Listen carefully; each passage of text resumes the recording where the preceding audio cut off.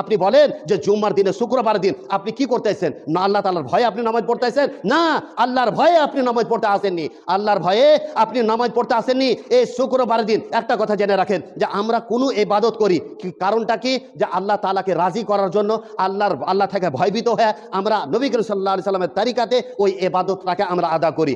আপনি যে এই 90% লোককে আমি বলছি, এই 90% লোক যারা 5 ওয়াক্তের পাবন্দির সাথে নামাজ পড়ে না আর জুম্মার দিনে আজকে মসজিদে ভরার জন্য এসেছে, তাদের কাছে প্রশ্ন আমার যে আপনি আল্লাহ তাআলার ভয়ে নামাজ পড়তে এসেছেন? বলেন, আল্লাহ তাআলার ভয়ে আপনি নামাজ পড়তে এসেছেন? না, আল্লাহর ভয়ে আপনি নামাজ পড়তে আসেননি।